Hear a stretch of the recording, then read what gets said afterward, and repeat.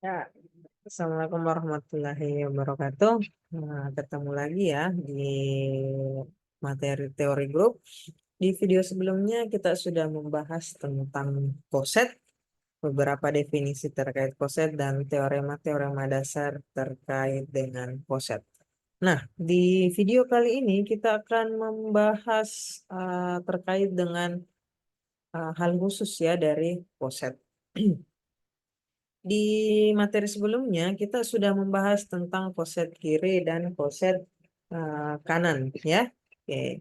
Jadi kalau kita ingat kembali bahwa jika ini jika posisinya A-nya di sebelah kiri maka dia disebut dengan koset kiri.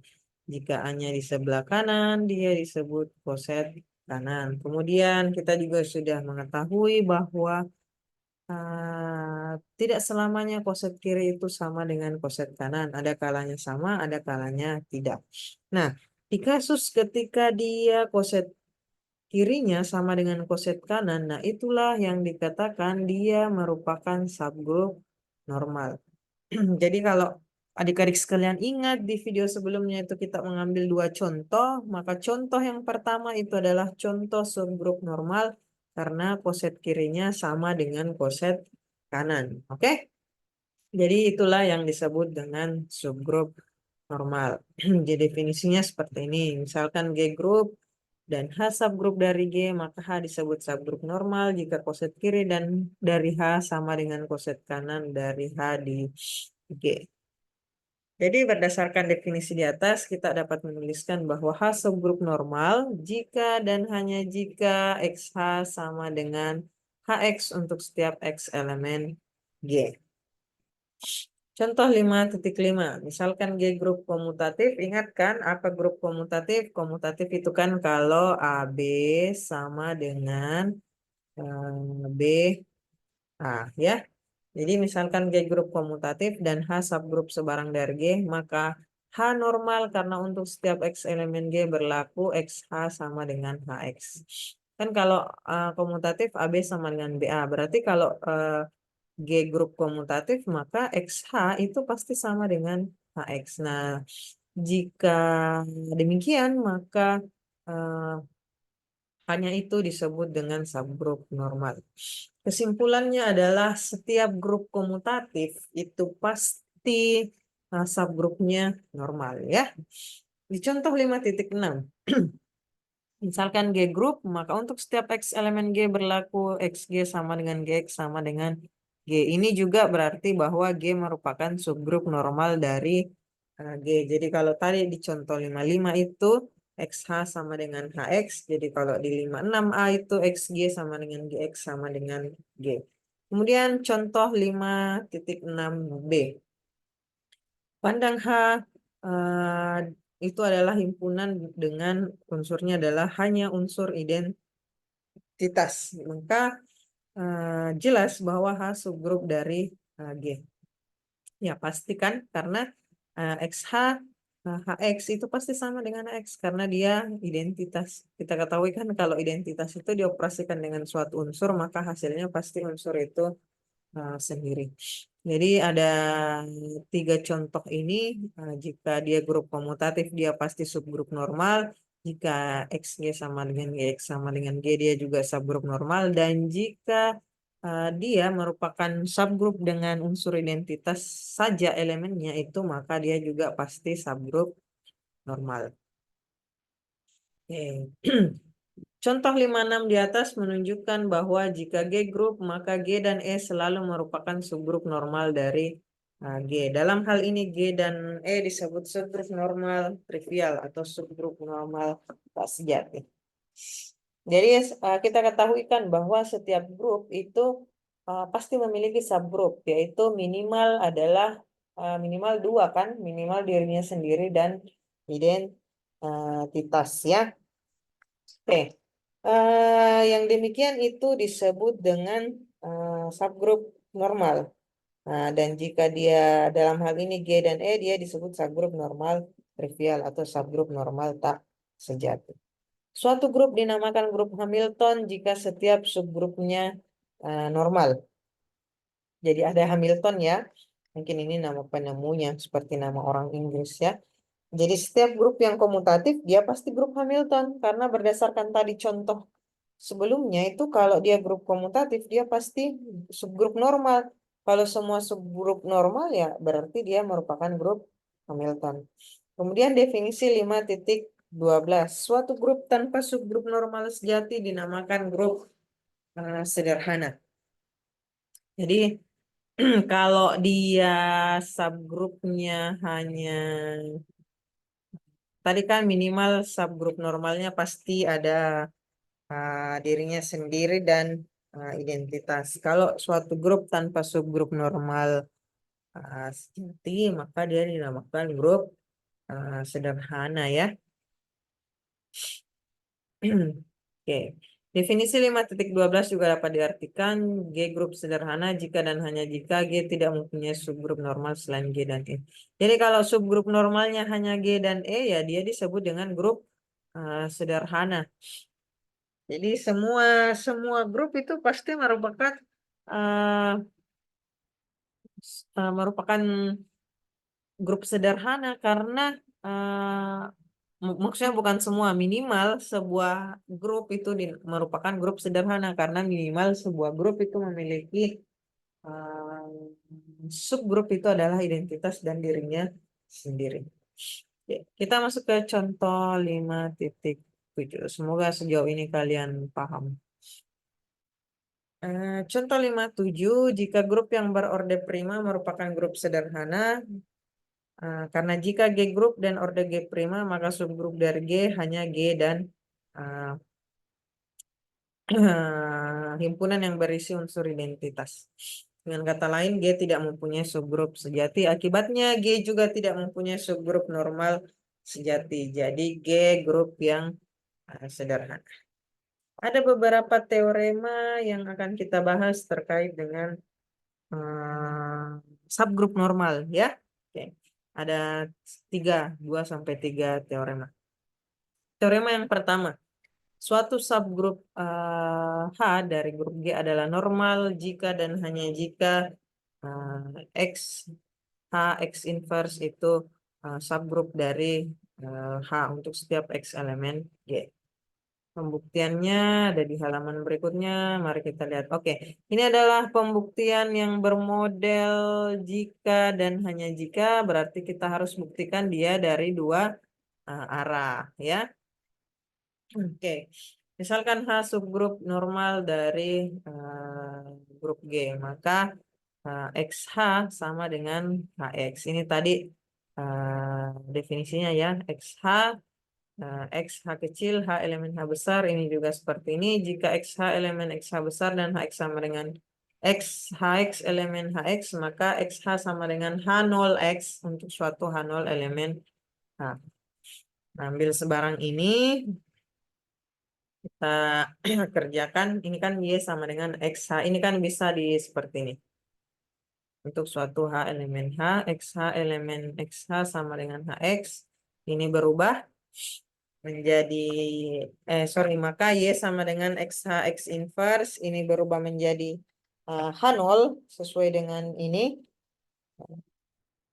XH inverse ini kita ubah tadi kan XH sama dengan H0X ini diasosiatifkan supaya hilang ya kan tujuan kita adalah apa tadi tujuannya.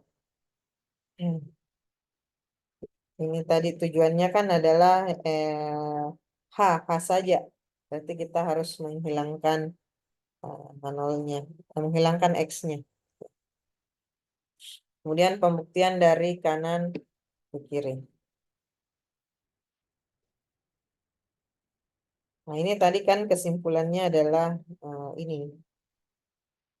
Kalau yang di sini silahkan dipelajari. Ini hasilnya adalah XH sama dengan HX ya. Jadi ini lumayan sering digunakan juga ini. Jadi kalau X inverse itu subgrup dari H, maka dia merupakan subgrup normal. Ini akibat dari teorema sebelumnya. Ini dengan berlakunya teorema sebelumnya, maka ini juga berlaku ya.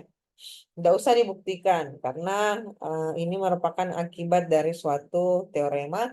Jadi jika ini digunakan itu bisa digunakan langsung tanpa dibuktikan.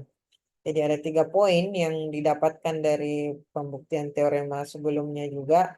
NG sama dengan GN. GN G inverse subgrup dari N. GN G inverse itu sama dengan N. Kemudian teorema 515, jika N subgrup normal dari grup G dan K subgrup dari G, jadi N subgrup normal dari grup G, kemudian K subgrup dari G sehingga N subgrup dari K subgrup dari G, maka N subgrup normal dari K. Jadi ini ya, N-nya diketahui subgrup normal dari grup G dan K juga subgrup dari G. Tapi belum ada kepastian bahwa N juga subgrup normal dari K. Jadi yang baru diketahui itu adalah N subgrup normal dari G. Ternyata setelah melalui proses pembuktian diperoleh bahwa jika seperti ini, jika posisinya seperti ini, maka pasti juga N itu subgrup normal dari K. Seperti itu. Ini kan maksudnya N di dalam K, K di dalam G. N sudah diketahui merupakan subgrup normal dari G. Nah, tapi belum ada jaminan bahwa N itu subgrup normal dari K. Nah, tapi berdasarkan teorema ini itu terbukti bahwa N juga subgrup normal dari K. Ya. Yang terakhir,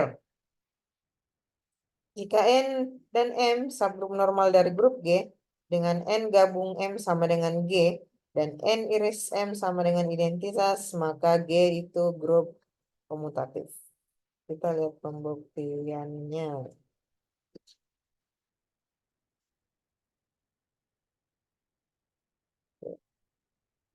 Ini ya. Ada 2 yang diketahui tadi. Yang diketahui adalah ini. N gabung M sama dengan G, N iris M sama dengan identitas. Kita ambil N, M sebarang dengan N elemen N besar, M elemen M besar. N itu subgrup dari G, M juga subgrup dari G, maka N dan M pasti elemen G. Oke, ini kan sudah jelas. Kalau N-nya bagian dari G, maka NM pasti elemen G. Sekarang akan ditunjukkan bahwa NM sama dengan Mn. Kenapa ini yang perlu ditunjukkan? Karena kan kita harus membuktikan bahwa G itu bersifat komutatif ya. Jadi NM sama dengan NM. Untuk itu pandang N subgrup normal dari G. N elemen N besar, M elemen M subgrup dari G. Nah, maka seperti ini. Kenapa? Nah, silakan cari. Ini ada di teorema sebelumnya yang sudah kita bahas. Makanya saya tadi katakan bahwa teorema-teorema yang sudah kita bahas itu bisa digunakan untuk teorema selanjutnya. Nah, kemudian pandang M subgrup normal dari G, M elemen M, N elemen N besar subgrup dari G. Nah, maka seperti ini. Nah, ini apa juga? Coba cari. Ini teorema berapa ya? Nah, ini sengaja tidak dijawab di bukunya karena supaya kalian melihat teorema-teorema sebelumnya.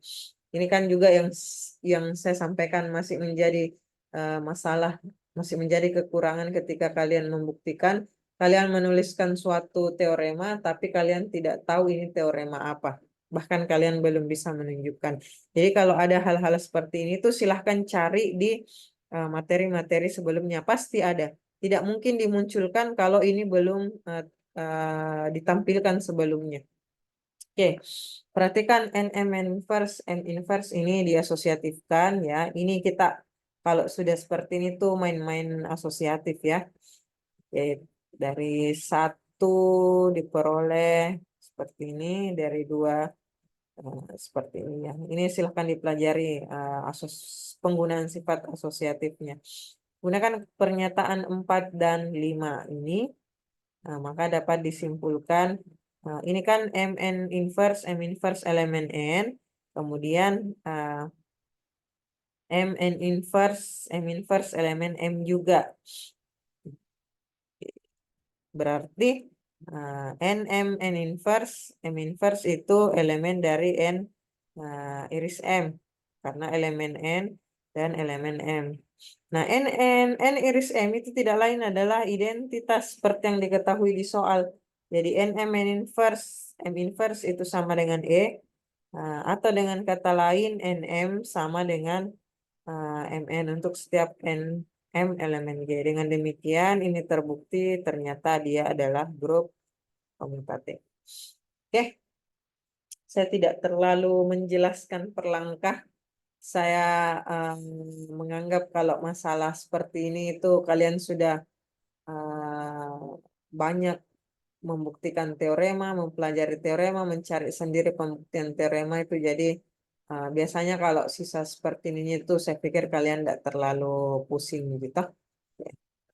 Baik, mungkin itu yang saya jelaskan. Mungkin kalau masih ada teorema-teorema yang belum sempat terbahas di video ini, silahkan dipelajari, atau mungkin silahkan di review, dilanjutkan. Mungkin kalau ada video yang masih terpotong penjelasannya, pembuktiannya itu silahkan dilanjutkan. Itu memang kadang disediakan seperti itu untuk kalian lebih banyak berlatih. Terima kasih adik-adik sekalian. Jadi itulah video terkait dengan subgroup normal yang merupakan kelanjutan dari video kita sebelumnya terkait dengan koset. Lebih dan kurangnya mohon dimaafkan. Wassalamualaikum warahmatullahi wabarakatuh.